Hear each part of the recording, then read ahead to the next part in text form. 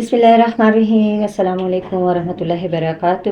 Heaven and earth vlog کی جانب سے جناب آج کے بہت ہی خوبصورت ولاگ میں آپ سب کو خوش آمدید۔ یوں تو میری کوشش ہوتی ہے، میری خواہش ہوتی ہے کہ میں اپنے ولاگ میں ایسی چیزیں پیش کروں، ایسے کانسیپٹس دوں، ایسے واقعات سناؤں جس سے ہمارا ایمان کا لیول بہت بڑھ جائے۔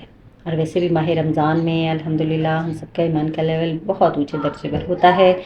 ویسے بھی اپنے ایمان کے لیول کو ضرور چیک کرتے رہنا چاہیے۔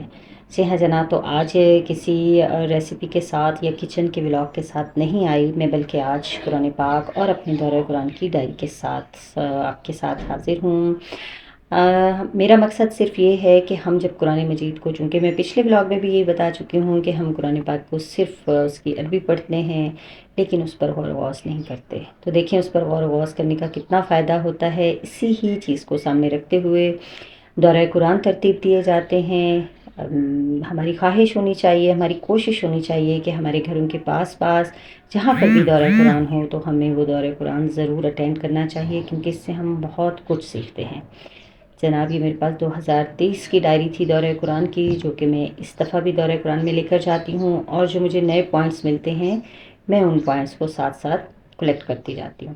چلیں جی، ساتھ ساتھ میں اپنے دورہ قرآن کی ڈائری کے بھی کچھ پوائنٹس آپ کو دکھاتی چلوں گی، اور جو مین چیز میں آج آپ کو بتانے لگی ہوں نا، تو وہ ہے جناب ایک عربی پوسٹ کا اردو ترجمہ۔ انتہائی خوبصورت ہے، انتہائی خوبصورت ہے۔ اللہ سے یہی دعا ہے کہ اللہ تعالیٰ ہمارے دلوں کو وہ بینائی عطا فرمائے کہ ہم ان چیزوں کو سمجھ سکیں۔ جی ہاں جناب، ایک لمحہ ضائع کیے بغیر میں آپ سے عربی پوسٹ کا یہ اردو ترجمہ، جو کہ عبدالغفار سلفی بنارس نے کیا ہے، آپ کے ساتھ شیئر کرتی چلوں۔ رمضان میں ہاتھیوں سے ہوشیار رہیں۔ عنوان آپ کو چونکہ عجیب لگ رہا ہوگا، لیکن جب آپ یہ سنیں گے نا تو آپ کی حیرت ختم ہو جائے گی۔ امام مالک رحمہ اللہ اپنے معمول کے مطابق مسجد نبوی میں بیٹھ کر رسول اللہ صلی اللہ علیہ وسلم کی احادیث بیان کر رہے تھے، اور ان کے ارد گرد موجود طلباء سن رہے تھے۔ پھر ایک شخص نے چیختے ہوئے کہا کہ مدینہ میں بڑا ہاتھی آ گیا ہے۔ مدینہ والوں نے چونکہ اس سے پہلے ہاتھی نہیں دیکھا تھا، مدینہ میں ہاتھی نہیں ہوتے تھے، چنانچہ تمام طلباء جو ہیں وہ ہاتھی کو دیکھنے کے لیے دوڑ پڑے اور امام مالک کو چھوڑ کر چلے گئے، سوائے یحییٰ بن یحییٰ لیثی کے۔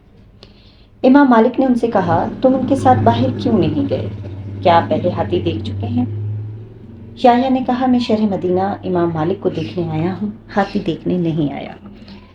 اگر ہم اس واقعے پر غور کریں تو ہم پائیں گے کہ ہم وہاں موجود لوگوں میں صرف ایک شخص جانتا تھا کہ وہ کیوں آیا ہے اور اس کا کیا مقصد ہے، اس لیے وہ مشغول نہیں ہوا۔ اس نے اپنی تمام توانائیاں دائیں بائیں ضائع نہیں ہونے دی، جبکہ دوسرے لوگ باہر نکل کر تماشا دیکھنے لگے۔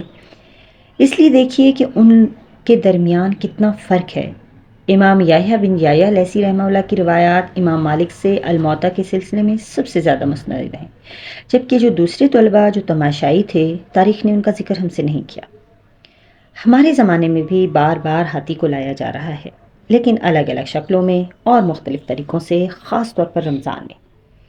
رمضان میں دو قسم کے لوگ ہوتے ہیں، ایک قسم کہ وہ جنہوں نے اپنا مقصد طے کر لیا ہوتا ہے اور وہ جانتے ہیں کہ رمضان میں وہ کیا چاہتے ہیں اور وہ کیا ثمرات حاصل کرنے کی امید رکھتے ہیں، اور دوسری قسم ان کی ہے جو رمضان کی طرف سے غافل ہیں اور کوتاہیوں کا شکار ہیں۔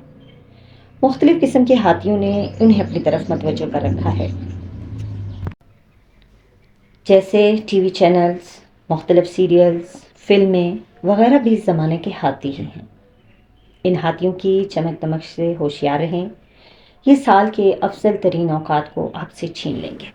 جی ہاں جناب، تو جب میں نے یہ پوسٹ پڑھی تو میں نے سب سے پہلے اپنے گروپس میں یہ شیئر کیا، اور پھر اپنے ولاگ میں اس چیز کو لانے کی کوشش کی، تاکہ میرے دیکھنے والے یہ چیز جان سکیں کہ ہمارا ماہ رمضان کس قدر فضیلت والا ہے اور ہم کن چیزوں میں پڑے ہوئے ہیں۔ کوشش کریں کہ کم سے کم ٹائم جو ہے وہ ان چیزوں کی طرف لگائیں، اور زیادہ سے زیادہ ٹائم ان افضل وقت کو جو ہے نا اپنی آخرت کے لیے ذخیرہ کرنے کی کوشش کریں۔ بہت ساری دعاؤں کی درخواست کے ساتھ اپنے نیکسٹ بلاگ تک اجازت۔ اللہ آپ کا اور ہمارا نگہبان و مہربان۔